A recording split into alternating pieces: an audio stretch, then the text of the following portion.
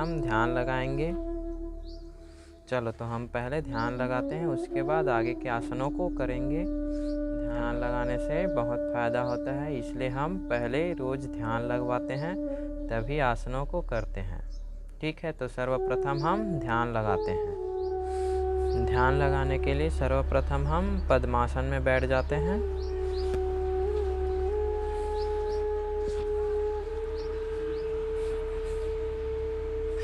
पद्मासन में बैठने के बाद अपने दोनों उंगलियों को ज्ञान मुद्रा में इस प्रकार से करना है। फिर 5 बार ओम का जाप करेंगे, उसके बाद 5 बार राम का जाप करेंगे। ठीक है, तो सर्वप्रथम हम एक लंबी सांस लेते हैं, फिर धीरे धीरे सांस को छोड़ देते हैं। जब भी हम ध्यान लगाते हैं तो अपना आँख बंद करके ध्यान लगाना चाहिए।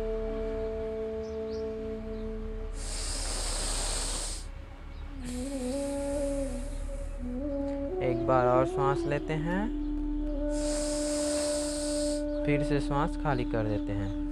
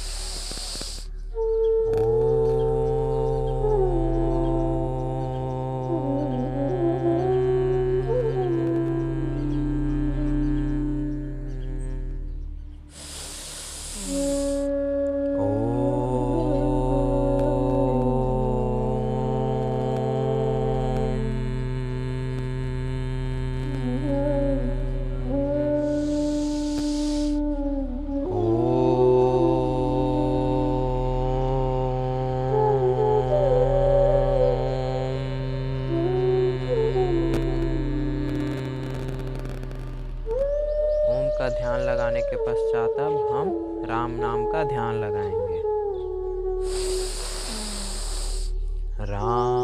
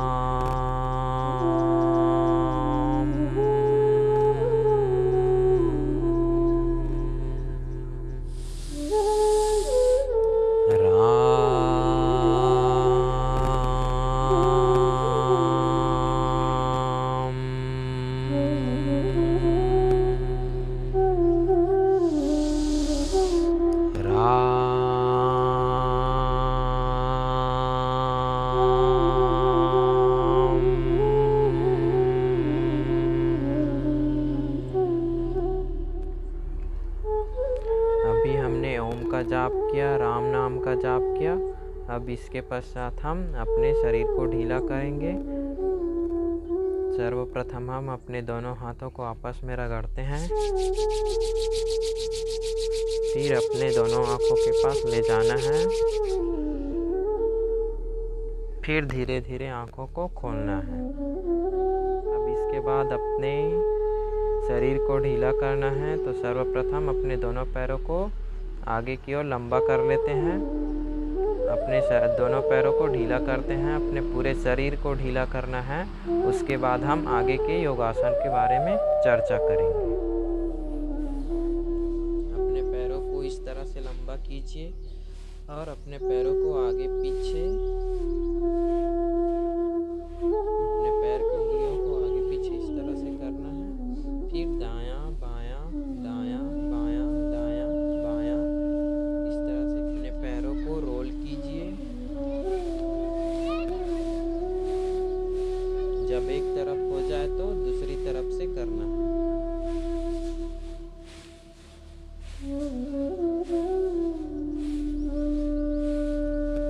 जब कंप्लीट हो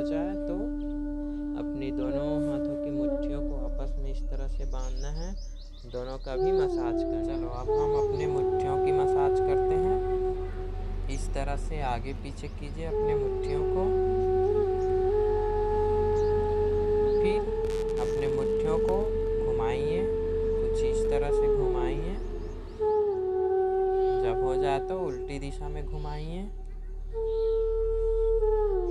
इससे क्या होता है कि हमारे जो शरीर के पुर्जे हैं वो ढीली होती हैं, तब जाके हम आसन करते हैं तो आसन अच्छे से हो पाता है। ठीक है, अब हम मकरासन करेंगे। मकरासन करने के लिए हमको ज़मीन में उल्टी लेटना पड़ता है, नाभि के भार, और हमारी जो दाढ़ी होती है वो ज़मीन से टिकी होनी चाहिए। चलो हम मकरासन करते हैं। सबसे पहले आप सभी इस तरह से लेट जाइए, अपनी दाढ़ी को ज़मीन से इस तरह से टिकाइए और अपने दोनों हथेलियों को इस तरह से खुला करके आसमान की ओर छोड़ दीजिए। और इसी मुद्रा में रहते हुए 4 बार श्वास लेना है और 4 बार श्वास छोड़ना है।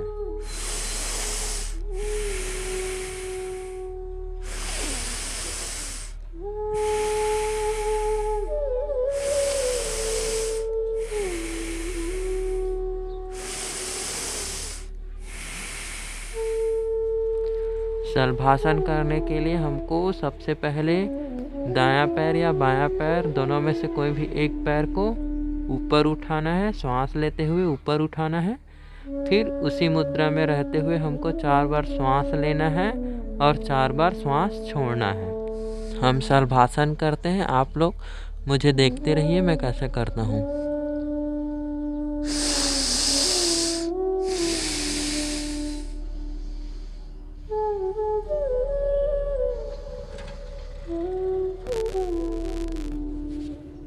जब एक तरफ से हो जाए तो दूसरी ओर से करना है, मतलब दूसरे पैर से करना है।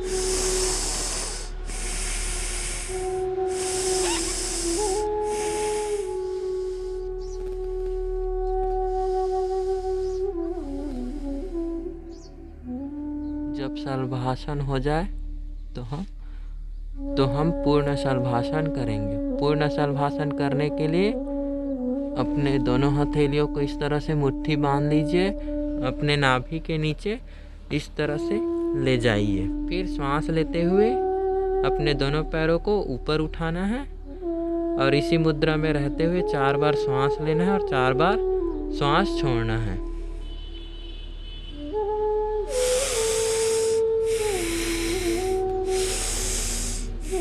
अब हम चाइल्ड पोज करेंगे।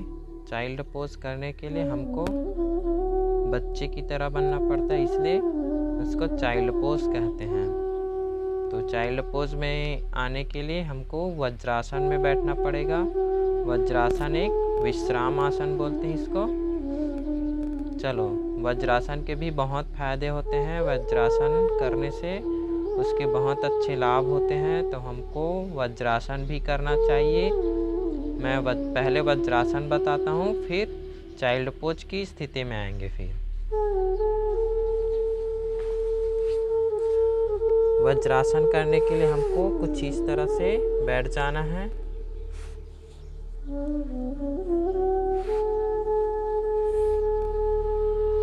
और अपने दोनों हाथों को अपने दोनों पैरों के ऊपर कुछ इस तरह से कर लेना है।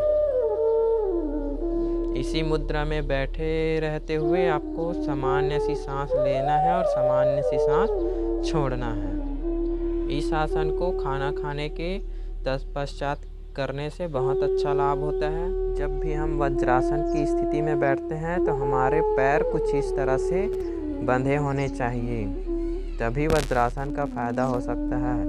हमको कभी भी वज्रासन में बैठते हैं तो इस तरह से नहीं बैठना है, ये वज्रासन की मुद्रा नहीं है। जब भी वज्रासन करते हैं तो हमको अपने पैरों को इस तरह से करके रखना है। चलो, अब हम वज्रासन के फ़ायदे जान लेते हैं। जिनको भी खाने न पचने की शिकायत होती है, कब्ज होती है, एसिडिटी होती है, उनके लिए यह आसन बहुत ही अच्छा आसन है। खाना खाने के उपरांत इनको कम से कम 10 मिनट 15 मिनट इसी अवस्था में करनी चाहिए।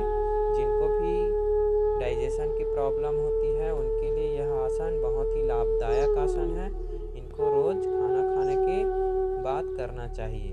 कम से कम आधा घंटा खाना खाने के बाद इसको कीजिए, आपको बहुत अच्छा लाभ होगा। चलिए अब हम चाइल्ड पोज करते हैं। पहले हम वज्रासन में बैठते हैं, उसके बाद श्वास लेते हुए कुछ इस तरह से अपने हाथों को ऊपर ले जाते हैं। फिर उसके बाद धीरे धीरे श्वास छोड़ते हुए अपने हाथों को ज़मीन में इस तरह से टिकाते हैं और माथा भी ज़मीन से टिकाए रखते हैं। कुछ देर तक इसी अवस्था में रहते हैं। श्वास धीरे धीरे लेना है और श्वास धीरे धीरे छोड़ते रहना है। फिर गहरी श्वास लेते हुए अपने दोनों हाथों को ऊपर ले जाना है। फिर धीरे धीरे श्वास छोड़ते हुए अपने हाथों को वज्रासन की स्थिति में लाना है।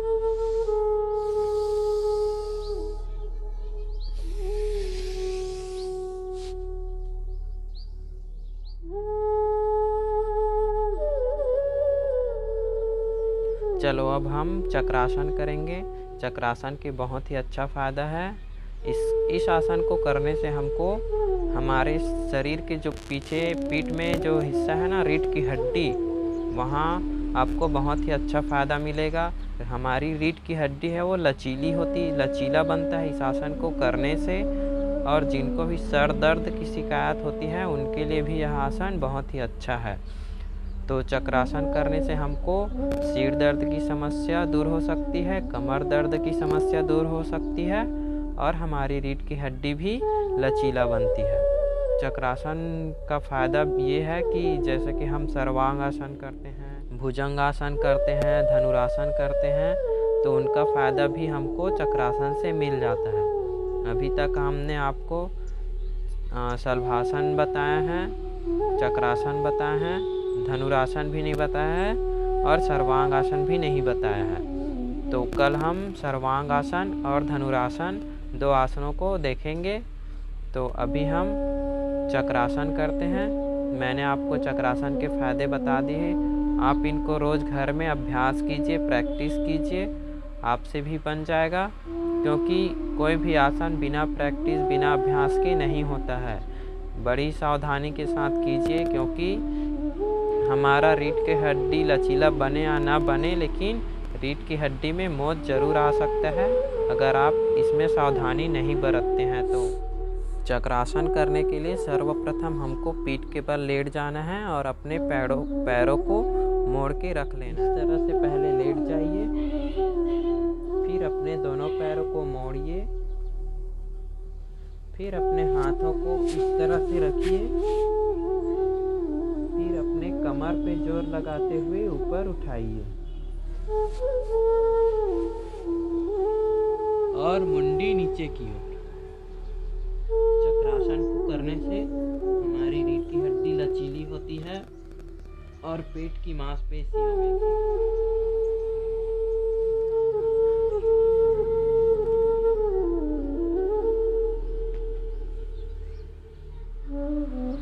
अभी आप लोगों ने चक्रासन देखा। अब हम सूर्य नमस्कार करते हैं। सूर्य देवता तो प्रकट हो नहीं रहे हैं। पिछले 2-3 दिन से मौसम बहुत ज़्यादा ही ख़राब है, लेकिन फिर भी सुबह के टाइम हमको सूर्य नमस्कार करना है। तो फिर हम सूर्य नमस्कार करते हैं। मैंने आप लोगों को पिछले 2 क्लास में सूर्य नमस्कार के बारे में बताया था।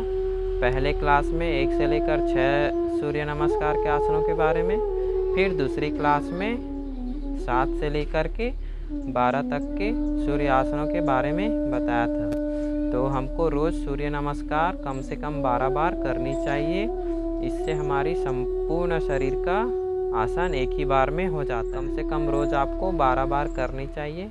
यदि आप मेरे वीडियो रोज़ देखते हो तो रोज़ आप भी आसनों की प्रैक्टिस कीजिए, अभ्यास कीजिए और योग साधना में लग जाइए, क्योंकि योग साधना बहुत ही अच्छी चीज़ है, आपको बहुत ही ऊर्जावान बनाए रखेगी। रोज़ नियमित योग करने से आपका शरीर भी हष्ट पुष्ट तंदुरुस्त बना रहेगा, हेल्थी बना रहेगा और आपको बीमारियां भी नहीं आएगी। जिनको भी इम्यूनिटी की प्रॉब्लम होती है मतलब जिनकी इम्यून पावर कम होती है, इम्यून सिस्टम अच्छे से काम नहीं करती है, बार बार उनको तबीयत ख़राब होते रहना, बार बार उनको तबीयत ख़राब होने की शिकायत आते रहना, तो उन लोगों के लिए योग करना बहुत ज़रूरी है। अगर आप बड़े बुजुर्ग हैं तो अपने बच्चों को सलाह दीजिए कि योग करनी चाहिए, उनको भी योग की शिक्षा दीजिए। यह आप बहुत ही अच्छा चीज़ है। योग करने से, प्राणायाम करने से हमारे शरीर को बहुत ही अच्छी ऊर्जा मिलती है, अच्छी ऊर्जा का संचार होता है, और सबसे अच्छी बात कि हमारा शरीर है स्वस्थ रहता है, हेल्थी रहता है। तो अब हम सूर्य नमस्कार करते हैं। सर्वप्रथम हम प्राणायाम आसन करेंगे। चलो अब सूर्य नमस्कार स्टार्ट करते हैं। पहला प्राणायाम आसन, दूसरा हस्तोत्थानासन, तीसरा पश्चिमोत्तासन, चौथा अश्व संचालन आसन, पांचवा पर्वतासन, छठवा अष्टांगासन, सातवां भुजंगासन, आठवां अश्व संचालनासन, नौवां पर्वतासन, 10वां पश्चिमोत्तासन, 11वां हस्तोत्थानासन, 12वां नमस्कार आसन। अब इसी को हम लगातार करते हैं।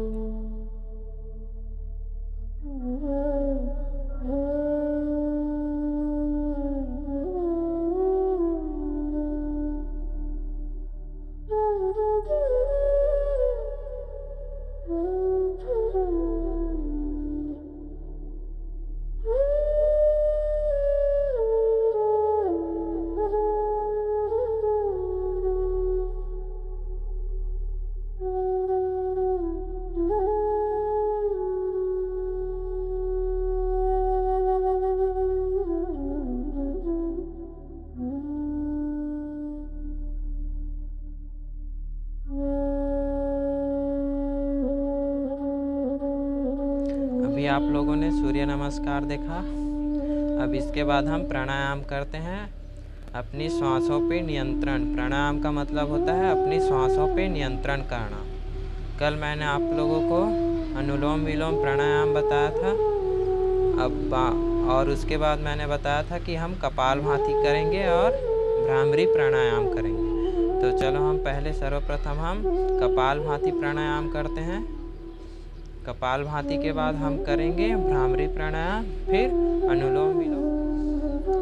आज हम आप लोगों को कपालभाति और भ्रामरी प्राणायाम के बारे में बताएंगे। कपालभाति करने के लिए हमको पहले सांस लेना है, फिर सांस छोड़ना है। कुछ इस तरह से करना होता है कपालभाति में।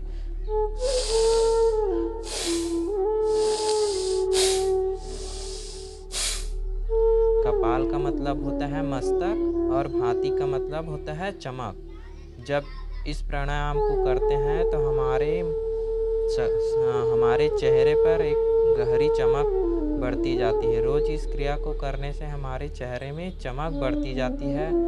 जिनको भी मुहासे, कील या फिर दाने होते हैं जिनके चेहरे में, या फिर बरहट जैसी समस्या होती है, उनके लिए कपालभाति प्राणायाम बहुत ही अच्छा प्राणायाम है। इसको करने से यह फ़ायदा होता है कि हमारे जो चेहरे में है वो एक नए चमक के साथ हमारे चेहरे खिल उठती है। तो हमको रोज़ कम से कम 5 से 10 बार कपालभाति क्रिया करनी चाहिए, कपालभाति प्राणायाम करनी चाहिए। बहुत ही अच्छा प्राणायाम है। और जब भी हम कोई भी प्राणायाम करते हैं तो हमारी आंखें पूरी तरह से बंद होनी चाहिए और पूरा ध्यान हमारे श्वासों के नियंत्रण पर होना चाहिए। तो चलो हम कपालभाति क्रिया करते हैं प्राणायाम। सर्वप्रथम आप कोई भी मुद्रा में बैठ जाइए।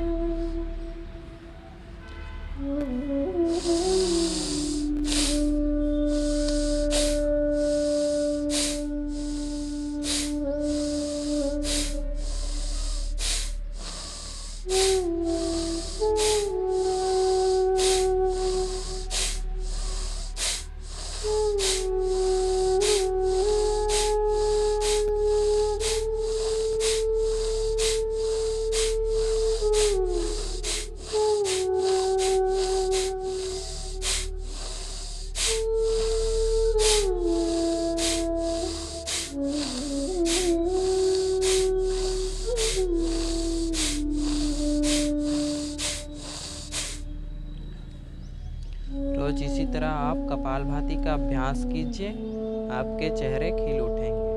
अब हम भ्रामरी प्राणायाम करेंगे। भ्रामरी प्राणायाम करने के लिए हमको एक भौरे की तरह गुंजन करना है। सर्वप्रथम अपने दोनों अंगूठों को, हाथ के दोनों अंगूठों को कान से इस तरह से बंद करना है। फिर अपने सभी उंगलियों को आँख के पास इस तरह से ले जाना है और गहरी श्वास लेते हुए भौरों की तरह गुंजन। देख लीजिए पहले कैसे करना है।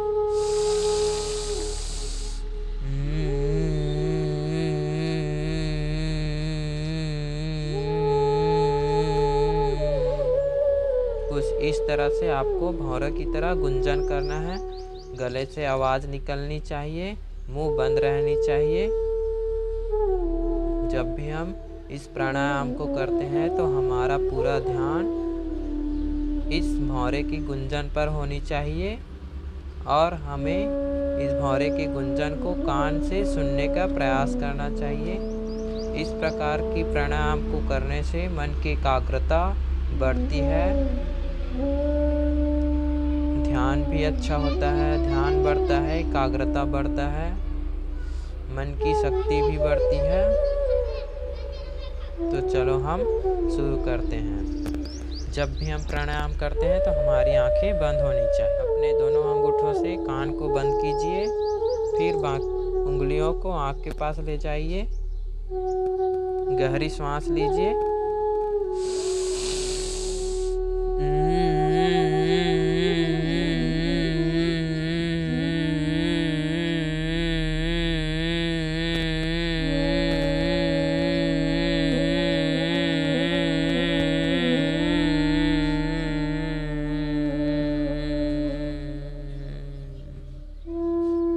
जब भी इस प्राणायाम को करते हैं तो ध्यान रखिए कि अंगूठों को इतना ज़ोर से ना दबाएं कि कानों में दर्द होने लग जाए।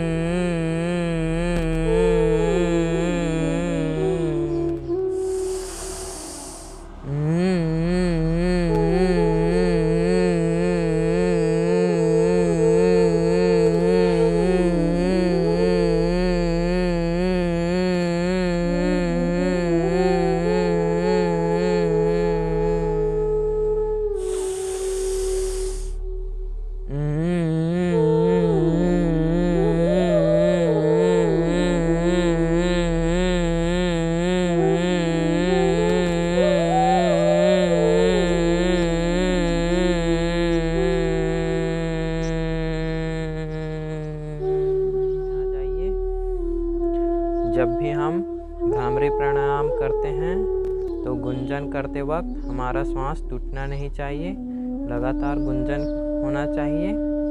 और भ्रामरी प्राणायाम को अपने हिसाब से 5 बार 10 बार कर सकते हैं। इसके बाद हम अनुलोम विलोम प्राणायाम करेंगे।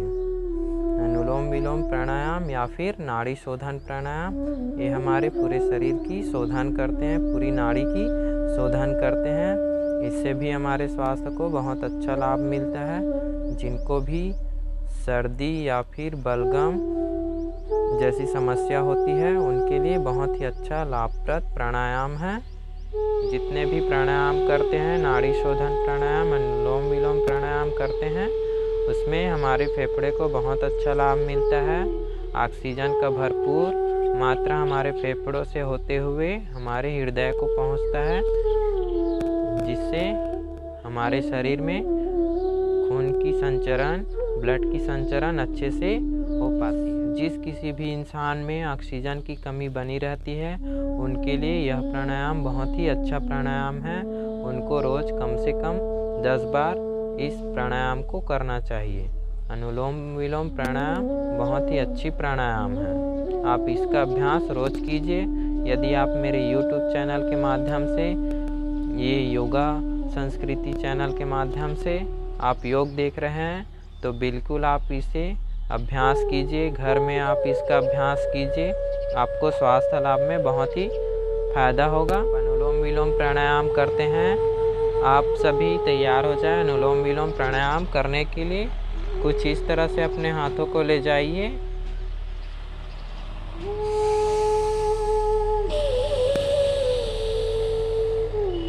जब भी हम प्राणायाम करते हैं तो आँख बंद करके प्राणायाम करना चाहिए।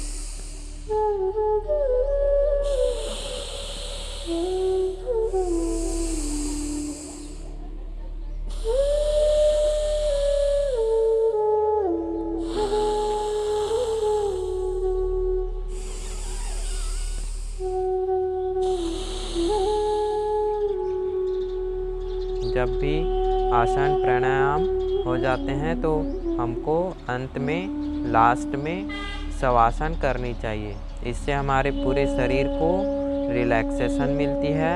हमारा शरीर पूरा रिलैक्स होता है, आराम करता है शवासन की मुद्रा में आने पर।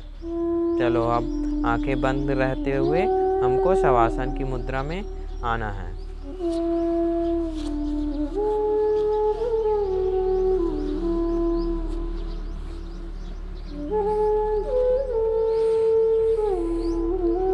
शवासन की मुद्रा में पूरी तरह मुर्दे की तरह लेट जाना है। शवासन का मतलब ही होता है मुर्दा आसन। हमारे शरीर को पूरी तरह से ढीली छोड़ देना है और हमारे ध्यान पूरी तरह हमारे श्वासों पर होनी चाहिए। हम धीरे धीरे श्वास को लेते रहेंगे, छोड़ते रहेंगे, जैसे कि हम सोते वक्त लेते रहते हैं और छोड़ते रहते हैं। इतनी मंद गति से हमारी श्वास चलती है कि हमको पता भी नहीं चलता है कि हमारी श्वास आ रही है कि जा रही है। दूसरी प्रकार से हमको मुर्दे की तरह से हो जाना है, एकदम निश्चिंत होके शवासन में रहिए। कुछ देर तक शवासन की मुद्रा में इसी तरह लेटे रहिए। अपना पूरा ध्यान अपने श्वासों पर लगाइए। आपने जितना भी अभी आसन किया है, प्राणायाम किया है, उनकी ऊर्जा को अपने शरीर में महसूस कीजिए।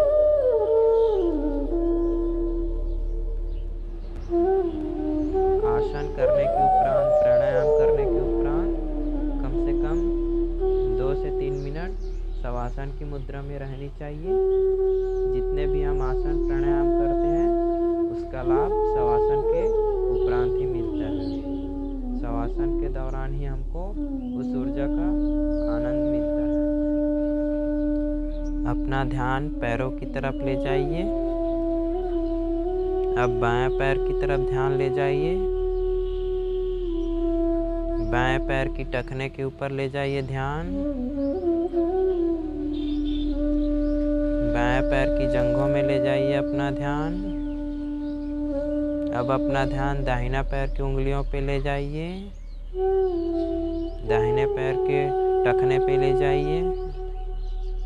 अब अपना ध्यान दाहिने पैर के जंघों पे ले जाइए। अब अपना ध्यान अपने शरीर के कमर वाले हिस्से में ले जाइए। धीरे धीरे अपना ध्यान नाभि के ऊपर ले जाइए। धीरे धीरे अपना ध्यान छाती के ऊपर ले जाइए, चेस्ट के ऊपर ले जाइए। धीरे धीरे अपना ध्यान दाहिने हाथ पे ले जाइए।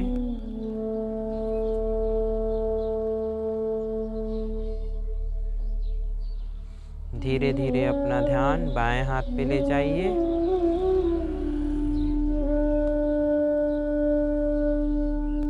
धीरे धीरे धीरे ध्यान अपना मस्तक पे ले जाइए।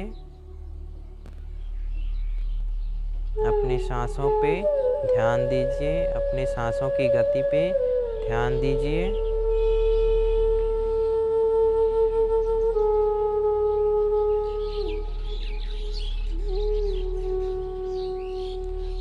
रोज आसन प्राणायाम करने के बाद 1 से 2 मिनट का शवासन कीजिए।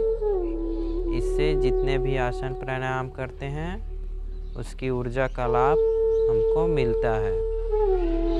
धीरे धीरे दायां साइड करवट लेके उठ के बैठना है और आंखें बंद रहनी चाहिए।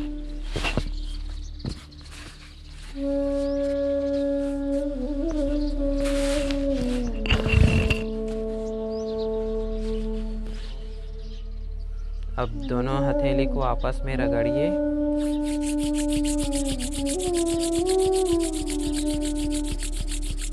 हथेलियों को आँख के पास ले जाइए